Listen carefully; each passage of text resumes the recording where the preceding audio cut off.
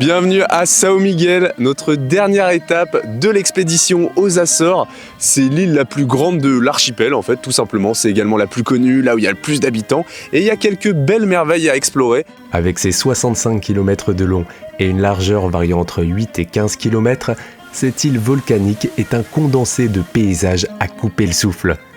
Près de 140 000 habitants y vivent au rythme de l'océan, des montagnes brumeuses, des lacs de cratères et des vallées luxuriantes.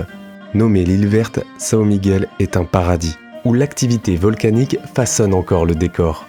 Les lacs spectaculaires de Sete Cidades, le mystérieux Lagoa do Fogo, les sources bouillonnantes de Furnas, les immenses plantations de thé de Goreana. Chaque recoin de l'île révèle une facette unique de cet archipel perdu au milieu de l'Atlantique Nord. Ici, la terre fume, l'océan gronde et la végétation explose dans une palette infinie. Préparez-vous à explorer l'un des trésors les plus fascinants du Portugal.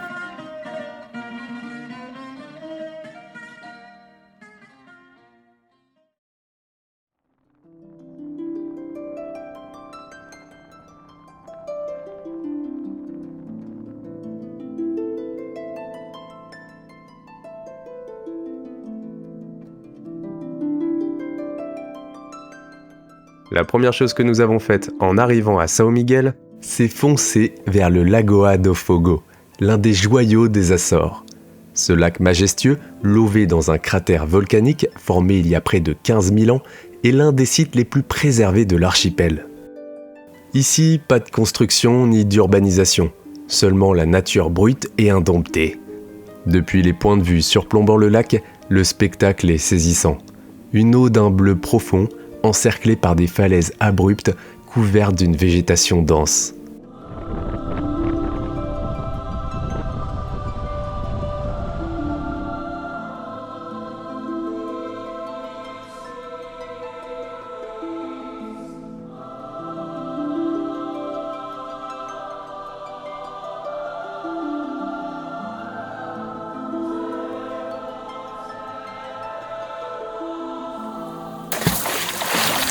Bah bravo Niot!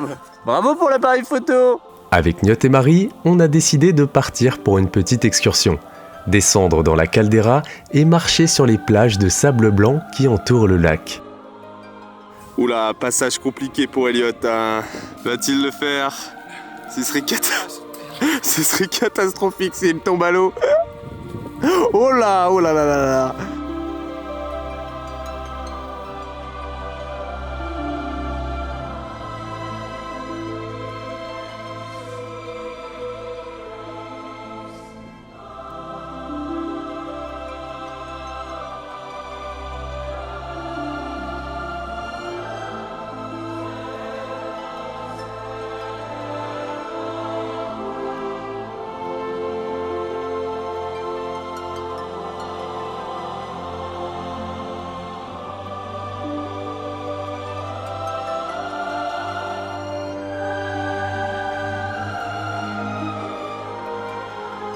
Coucou Niot. Bon bah voilà, on va pouvoir continuer notre exploration. Il y a une belle colonie de goélands le coffet qui est dans la caldeira. À savoir que le lac de feu, tout simplement, c'est de la flotte qu'a rempli une caldeira qui était un ancien volcan. Et on va essayer de vous montrer un petit peu tout ce qu'on peut voir de beau sur São Miguel. Et j'espère qu'on va réussir à observer le bouvreuil des Açores, qui est un des 2 piafs endémiques des Açores, sachant que l'autre trop compliqué à voir. Mais le bouvreuil, il est assez présent à l'est de l'île. Et l'objectif, on va essayer de le voir, quoi. Mais bon, ça c'est pas sûr, il y a 200-300 individus sur l'île maximum. Let's go!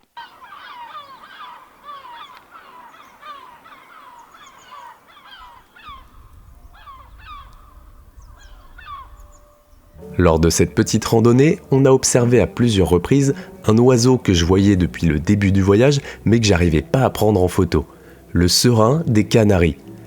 Cette espèce est originaire de Macaronésie, où elle peuple les îles de Madère, des Açores et bien entendu des Canaries, d'où son nom. Avec son plumage jaune-vert strié de brun, le serin des Canaries se fond parfaitement dans la végétation luxuriante. Véritable virtuose, son chant mélodieux lui a valu d'être domestiqué dès le XVe siècle, devenant l'un des oiseaux de cage les plus célèbres au monde. Mais ici, dans son habitat naturel, il évolue en toute liberté, voltigeant entre les branches. Et bordel, j'ai galéré à le photographier.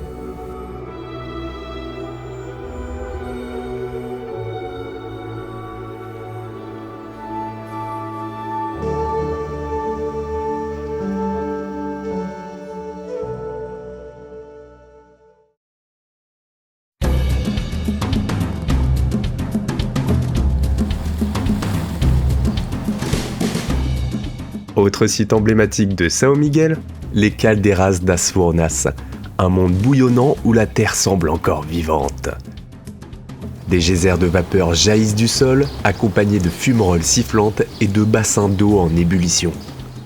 Ce phénomène est le fruit d'une intense activité géothermique, héritage du volcanisme qui façonne l'archipel depuis des millénaires. L'eau souterraine, chauffée à des températures extrêmes par le magma, remonte à la surface dans un grondement sourd, libérant avec elle une odeur caractéristique de soufre. Je vous jure, il y a vraiment une odeur d'œuf pourri partout dans la zone. C'est cette même énergie qui permet aux habitants de cuire le célèbre Cocidos das Furnas, un ragoût traditionnel lentement mijoté dans les fosses creusées dans la terre brûlante. Je crois que Niot et Marie ont bien kiffé. Waouh! Waouh! Waouh! Waouh! Ça crame. Après Furnas et les marmites qui bouillonnent de partout, avec Niot et Marie, on s'est dit « Ok, c'est bon.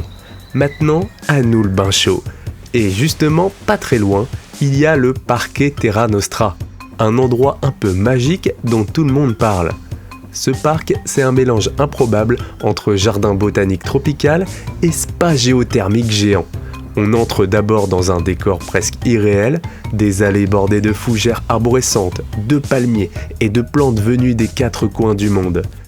Et au milieu de cette jungle, un immense bassin d'eau orangée chargé en fer où la température tourne autour de 38 degrés. Autant dire que c'est le spot parfait pour se détendre après plusieurs jours d'excursion sous la pluie.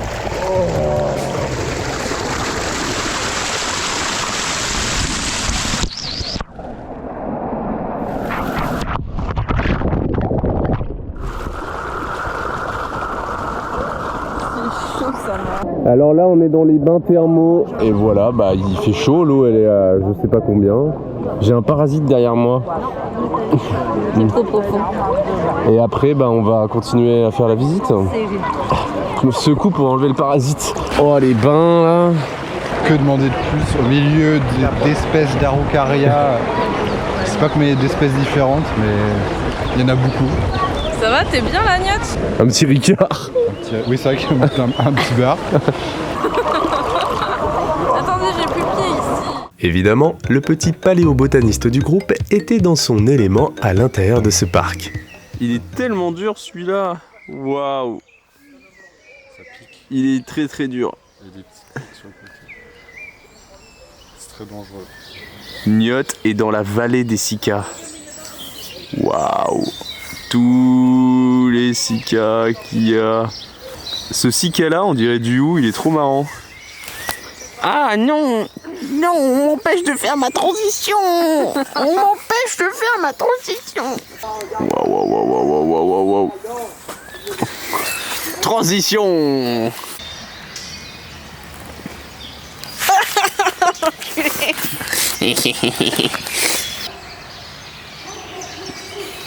Arrêtez, ça me gêne. Allez, on y va. Waouh, les camélias sont magnifiques. Waouh. Allez, sniff là. Sniff. L'allée des ginkgos. Tu veux voir les feuilles? Oh. C'est belle, hein? J'avoue. Ça fait quoi si on tire chacun d'un côté? C'est comme le wishbone. Ok, prêt. Waouh. 3, 2, 1. Voilà, j'ai gagné.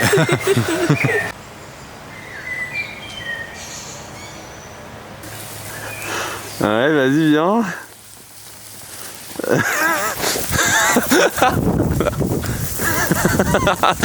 Putain.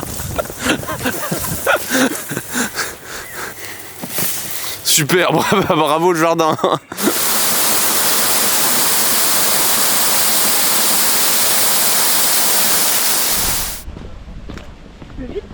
Ah non, attends.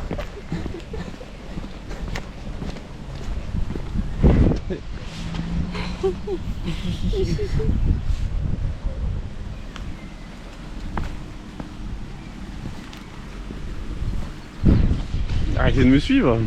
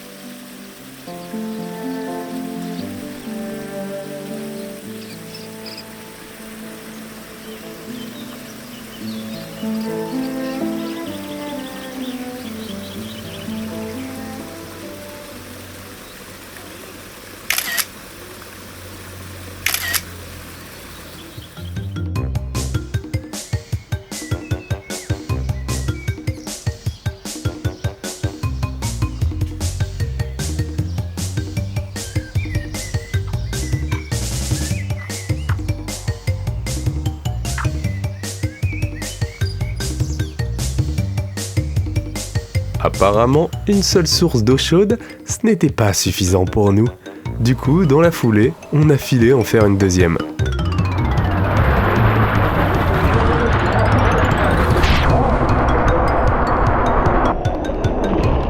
Les seconds bains de la journée là. Waouh, quel tsunami.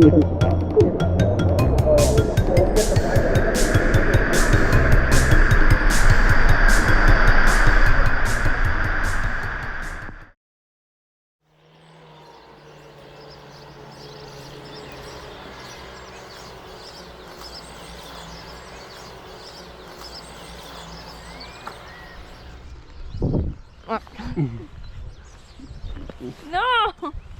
De prime abord, je m'attendais pas vraiment à ce type de paysage aux Açores. Voici les plantations de thé de Goreana, un océan de verdure où se perpétue un savoir-faire ancestral. Ici, depuis 1883, on cultive le thé selon des méthodes artisanales, sans pesticides ni produits chimiques, faisant de Goreana la plus ancienne plantation de thé d'Europe encore en activité.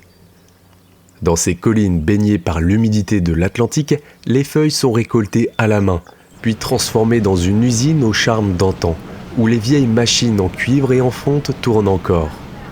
Thé noir, thé vert, infusion, chaque tasse raconte l'histoire d'une culture qui a résisté aux époques et aux modes. Car si aujourd'hui le thé des Açores est un produit d'exception, il fut jadis un pari économique audacieux. Au XIXe siècle, alors que la crise du sucre frappe l'archipel, des spécialistes chinois sont invités à enseigner l'art du thé aux agriculteurs locaux. Rapidement, les plantations fleurissent, offrant aux Açores un nouvel essor. Lol, ça rime. Cependant, face à la concurrence asiatique, l'industrie décline, et seules quelques plantations, comme Goreana, survivent grâce à la qualité et à l'authenticité de leur production. Aujourd'hui, ce patrimoine unique attire les curieux du monde entier, venus déguster une infusion au cœur des champs de thé, bercés par le vent et le murmure des feuilles.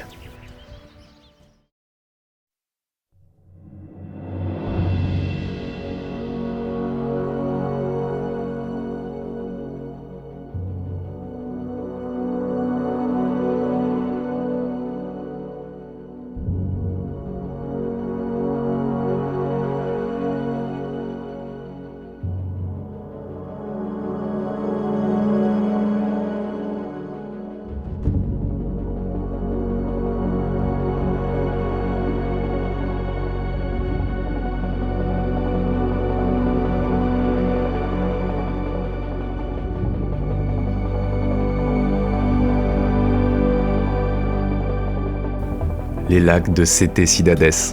À mes yeux, le trésor le plus magnifique des Açores.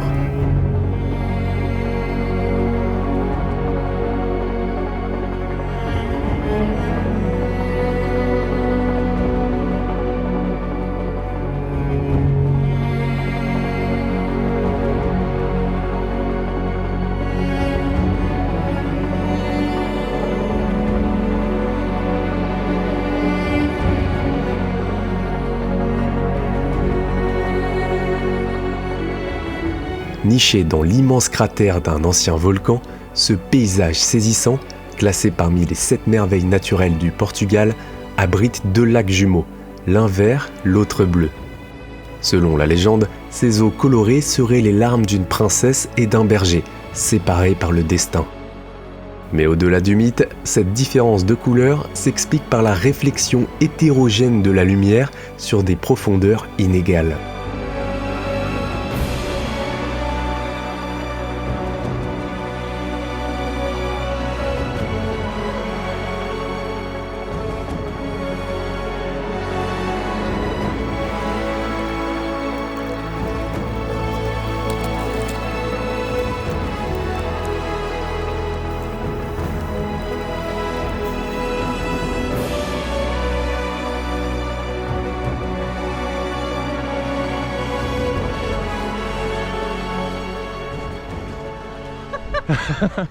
Oh, et c'est un landscape ça? Ah oui, Oh, il y a un landscape.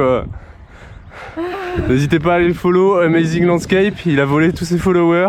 non, j'ai mérité contrairement à Il les a mérités avec la technique du follow back. Là c'est le Lagoa à Azul parce qu'il est un peu bleu et là Verde parce qu'il est un peu vert. Là c'est Marie et là c'est Gnot. Parce qu'il est un peu gniotte. Ouais, un tout petit peu Gnot. Qu'est-ce qu'on se marre.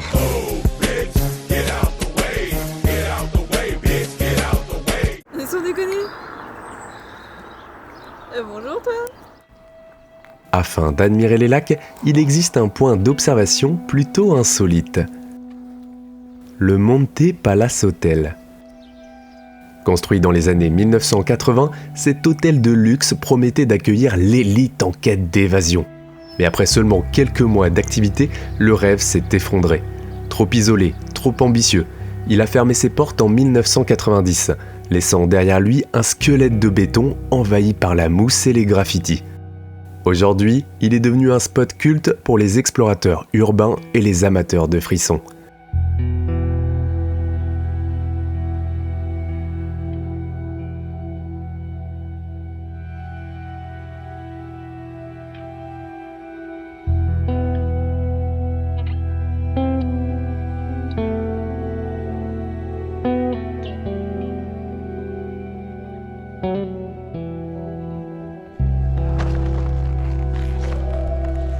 Allez, on va monter dans les étages maintenant. Oh. J'ai peur. Sympa le Airbnb. Ouh là là. Un peu de champignons, bah enfin. Ça ira. Il y a une petite infiltration dans le Airbnb. Normalement, Marie et Gnot doivent être dans une des chambres du Airbnb. Ah, voilà, ils sont là, c'est notre chambre. Elle est bien la chambre du Airbnb où il y a des cafards. Oh, la baignoire propre, hein. Ah, il y a même un petit balcon. Il y a encore la moquette. Ouh.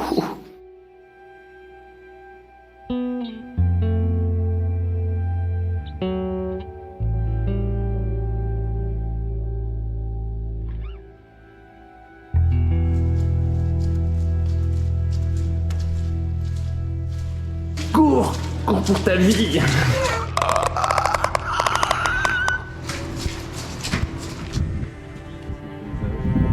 Waouh, mais attends, c'est complètement zinzin la vue là.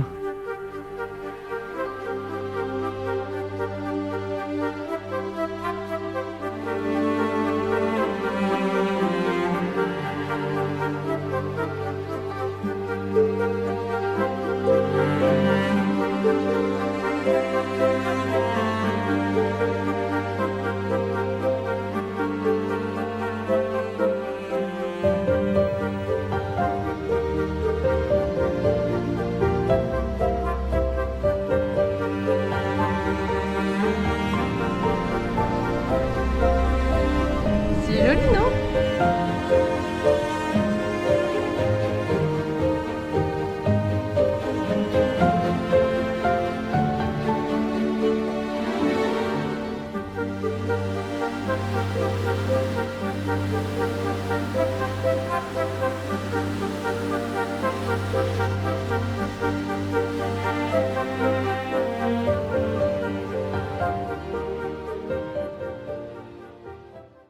Waouh, toutes ces lumières. Waouh. Comment il est jaloux. C'est bon? La princesse à sa glace? Mon cône, c'est ok.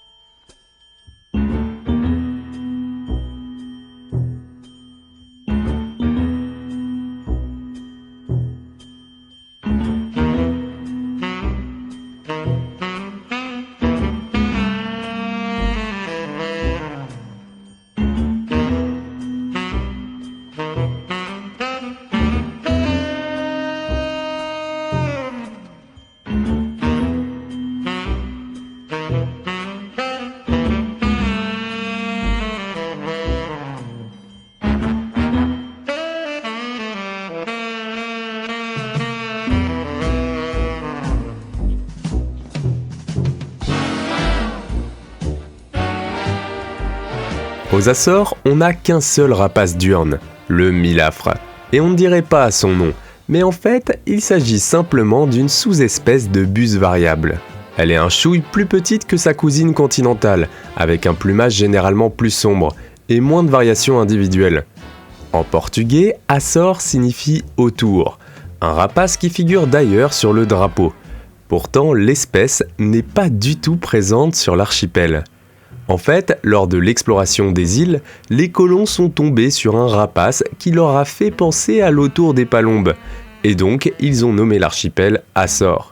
Mais il s'agissait en fait d'une sous-espèce de buse variable, le milafre. Bon, depuis tout à l'heure, je vous montre pas trop mes belles photos de milafre, pour la simple et bonne raison que j'en ai pas. En fait, la seule trace vidéo que j'ai réussi à capturer, c'est cet individu qui vole au loin. Malin comme je suis, j'avais laissé mon téléobjectif dans le coffre de la voiture, et le temps d'aller le chercher, le milafre avait disparu. Et le plus comique, c'est que cette situation s'est reproduite à 3 reprises. Bref, ça arrive, on ne peut pas toujours photographier toutes les bestioles qu'on voudrait. Je connais ce sentiment.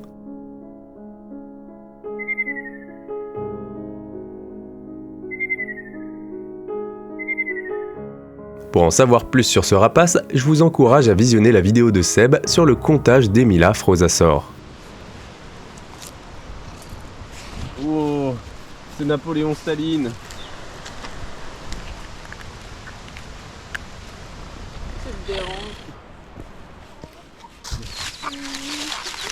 Oh, c'est Quentin Nuggets. Quentin Nuggets.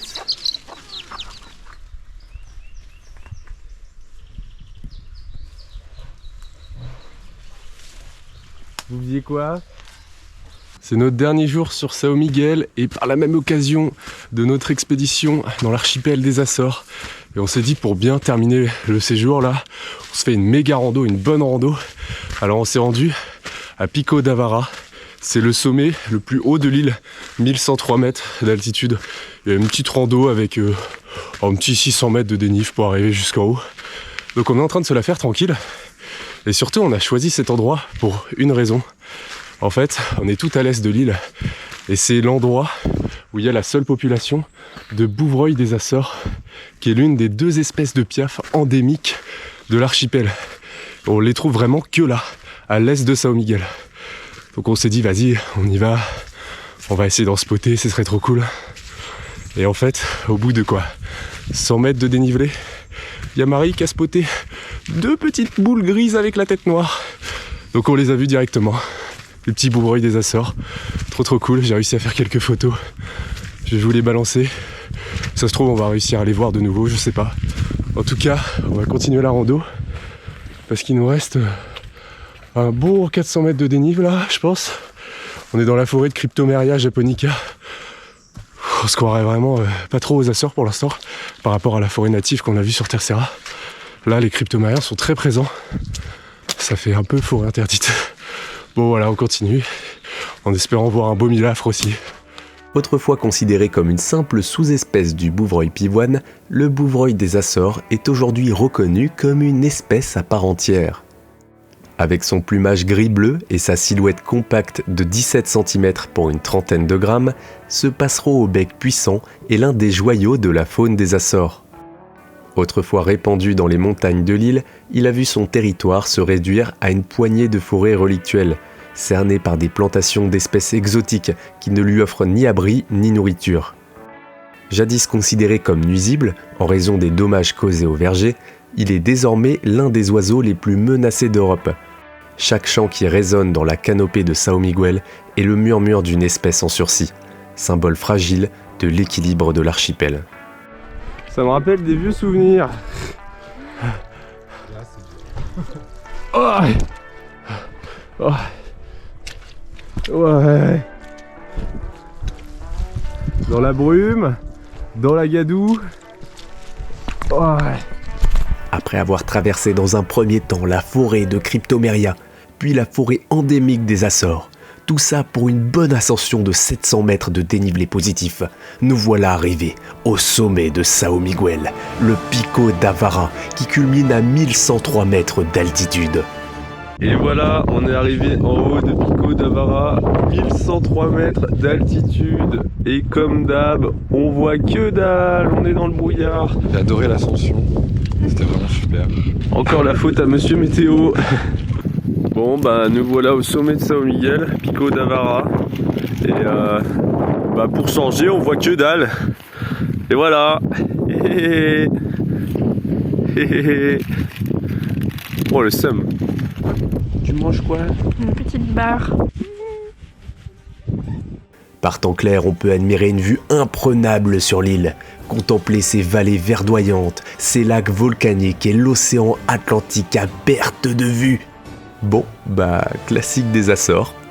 J'avais dit que c'était l'agneau facile. Oh non, les belles chaussures. Oh, la belle GoPro.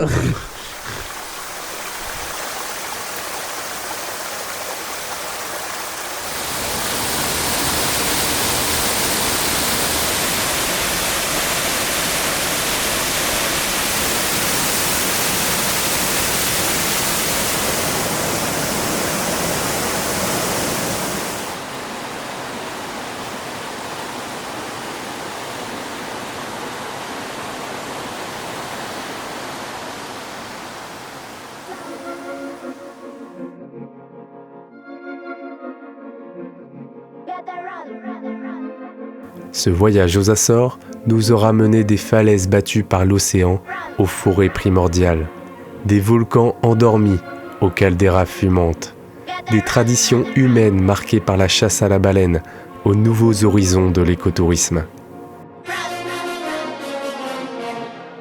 Fayal, Pico, Terceira et São Miguel nous ont livré une riche aventure. Merci à mes compagnons, Pedro, Niot et Marie, ainsi qu'à Seb pour la découverte de Terceira. Pour la prochaine expédition, c'est une autre terre volcanique, riche de son histoire et de ses mystères, qui nous attend.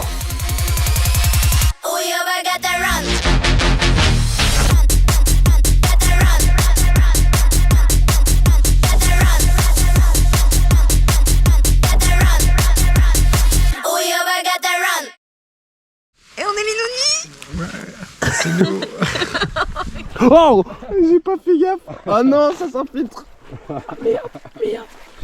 Merde, c'est quoi ça? La forêt native.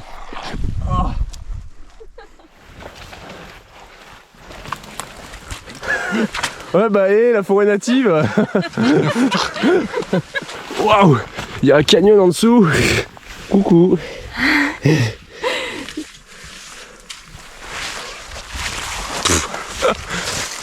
Alors c'est facile? Easy? Il n'y a pas de bonne solution, Marie.